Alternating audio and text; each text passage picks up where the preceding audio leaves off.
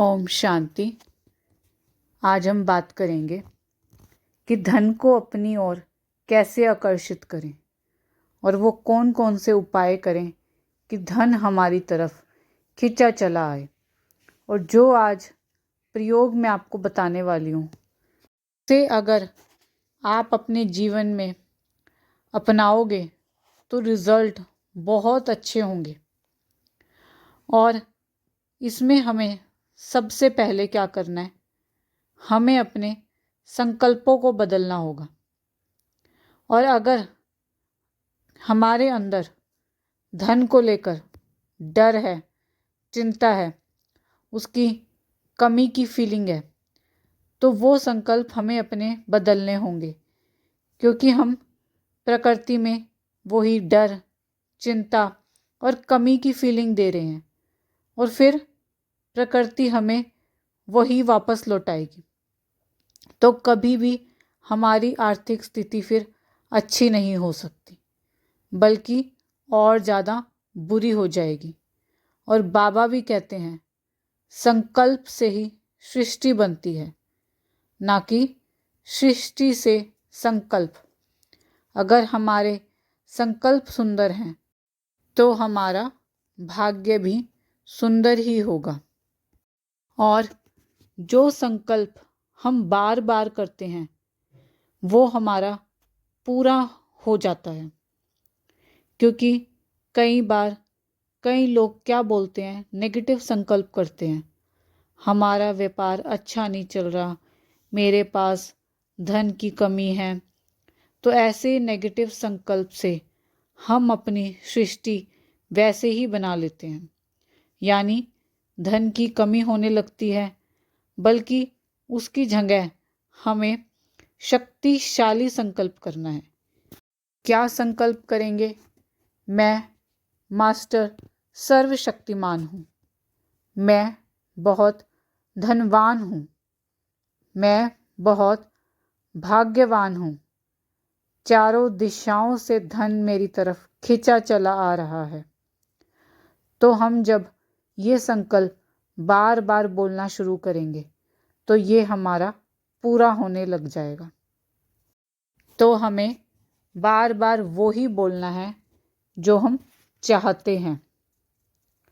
और दूसरा उपाय है, हमें अपने धन को दुआओं से चार्ज करना है। और जब हम धन को चार्ज करेंगे तो वो धन एक बहुत ही पवित्र बन जाएगा। वो धन कभी भी व्यर्थ नहीं जाएगा, अच्छे कार्य में ही धन वो हमारा खर्च होगा। क्योंकि कई बार हम देखते हैं हमारा धन व्यर्थ में ही खर्च होना शुरू हो जाता है। जैसे कभी घर में कोई चीज़ खराब होगी, बार बार एक के बाद एक चीज़ खराब होती जा रही है, तो उसमें भी धन व्यर्थ में जा रहा है। या बार बार कोई बीमारी आ रही है, उसमें भी हमारा धन व्यर्थ में खर्च हो रहा है। तो जब इस तरह कई बार व्यर्थ में हमारा बहुत सारा धन चला जाता है, तो जब भी हम धन आए उसको जब हम चार्ज करते हैं तो वो धन हमें सिर्फ सुख ही देगा, वो कभी व्यर्थ में खर्च नहीं होगा। तो जो भी धन आए उसको खूब दुआएं देंगे, क्योंकि कई बार जो हमारे पास धन आता है उसमें बहुत नेगेटिव एनर्जी होती है। और पता नहीं वो जो नेगेटिव एनर्जी लेके आया है अपने साथ वो धन, पता नहीं हमारा बहुत बड़ा नुकसान भी करा सकता है। तो इसलिए सबसे पहले उस धन को बहुत ज़्यादा दुआएं देंगे हम, और उसे चार्ज करेंगे। तो कैसे दुआएं देंगे?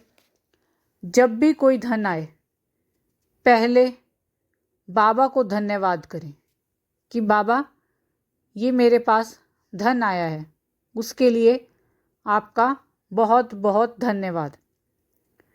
ये धन मेरे घर में आया है तो मेरे घर में ये खूब खुशियाँ लेके आएगा, खूब बरकत लाएगा, खूब मेरे धन में बढ़ोतरी होगी। तो इस तरह उस धन को दुआएं देकर ही अपने पास रखें। और जब भी धन आए उसे हमें चार्ज भी करना है। कैसे चार्ज करना है? सबसे पहले तो वही हमें बाबा का बहुत धन्यवाद करना है उस धन के लिए, क्योंकि देखो जब ये धन हमारे पास है तभी हम अपना सारा काम कर पा रहे हैं, कुछ भी खरीद पा रहे हैं, अपने ज़रूरत का सारा सामान ले पा रहे हैं, खाना खा पा रहे हैं, कोई भी बिल है, बिजली का बिल है, पानी का बिल है, वो सब हम दे पा रहे हैं। तो सबसे पहले बाबा का धन्यवाद करें उस धन के लिए। फिर एक छोटा सा मेडिटेशन कर ले। जैसे धन आए तो फील करें कि बाबा की किरणें उस धन में आ रही हैं और वो धन पवित्र हो रहा है।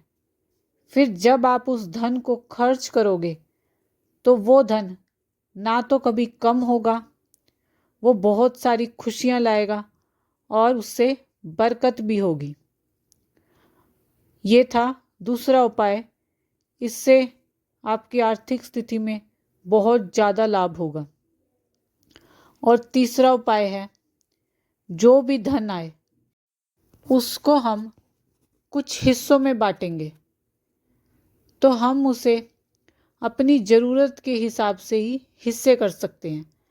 ऐसा ज़रूरी नहीं है कि सभी हिस्से बराबर हों, हम उसको ज़्यादा भी कम कर सकते हैं और कम भी कर सकते हैं, जो हमें सही लगे।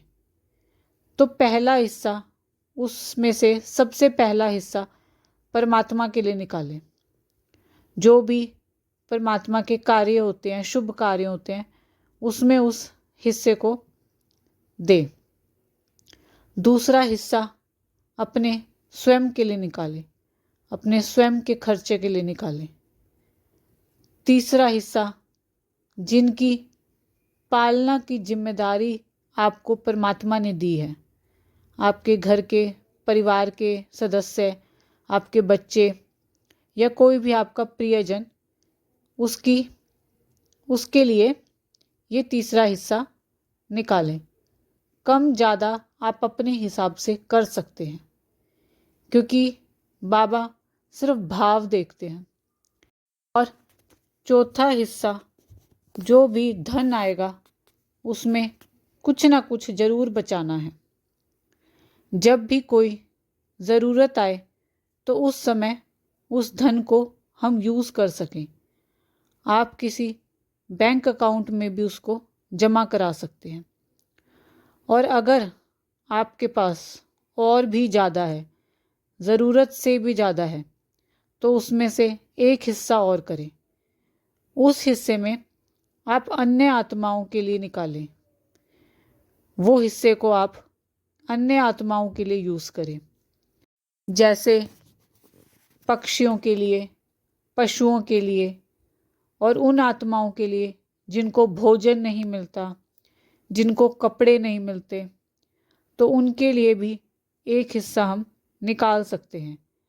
और ये भी ज़रूरी नहीं है कि हमें बहुत ज़्यादा निकालना है। जैसे हमारा हिसाब हो हम उसी तरह उनके हिस्से कर सकते हैं। आप 1 रुपया भी निकाल सकते हैं। तो इस तरह से जब हम हिस्से कर कर उसे यूज़ करेंगे तो आप देखना हमारे धन में बरकत होनी शुरू हो जाएगी। वो धन हमारे लिए खुशियाँ लाएगा, बहुत ज़्यादा सुख लाएगा। अगर आप ये उपाय करना शुरू कर देते हैं तो आप देखना कुछ ही महीनों में आपकी आर्थिक स्थिति बदल जाएगी। धन आपके पास आना शुरू हो जाएगा। धन अपने आप कहीं ना कहीं से आने का रास्ता बना लेगा और वो धन खुशियाँ लाएगा, बरकत लाएगा। जो आज ये उपाय बताए हैं इनका 100% रिज़ल्ट आता है। तो एक बार इसको करके देखिए, आप देखेंगे कि आपकी आर्थिक स्थिति बहुत जल्दी बदल जाएगी। अच्छा जी, ओम शांति।